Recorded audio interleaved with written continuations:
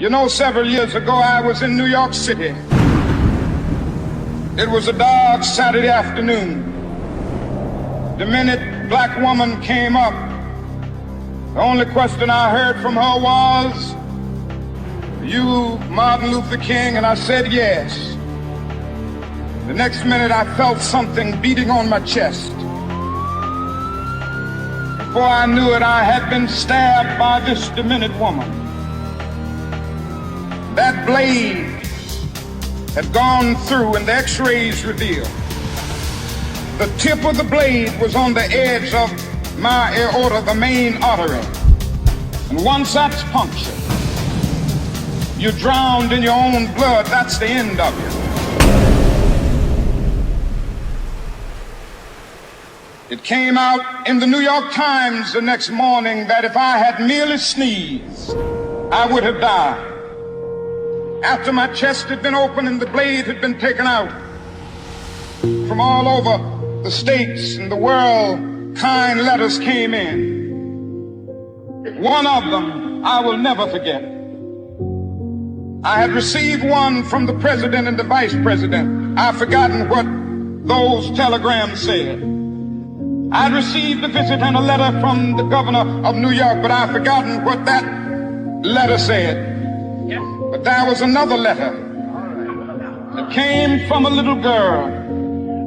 Said simply, "Dear Dr. King, while it should not matter, I would like to mention that I'm a white girl. I'm simply writing you to say that I'm so happy that you didn't sneeze." And I want to say tonight that I too am happy that I didn't sneeze, because if I had sneezed, I wouldn't have been around here in 1960 when students all over the South started sitting in at lunch counters. And I knew that as they were sitting in, they were really standing up for the best in the American dream, and taking the whole nation back to those great wells of democracy which were dug deep by the founding fathers in the Declaration of Independence and the Constitution. If I had sneezed, I wouldn't have been around here in 1961 when we decided to take a ride for freedom and ended segregation in interstate travel. If I had sneezed, I wouldn't have been around here in 1962 when Negroes in Albany, Georgia decided to straighten their backs up. And whenever men and women straighten their backs up, they are going somewhere, because a man can't ride your back unless it is bent.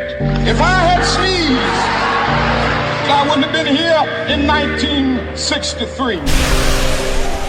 Black people of Birmingham, Alabama aroused the conscience of this nation and brought into being the Civil Rights Bill. If I had sneezed, I wouldn't have had a chance later that year in August to try to tell America about a dream that I had had. If I had sneezed, I wouldn't have been down in Selma, Alabama to see the great movement there. If I had sneezed, I wouldn't have been in Memphis to see a community rally around those brothers and sisters who are suffering. I'm so happy that I didn't sneeze. Like anybody, I would like to live,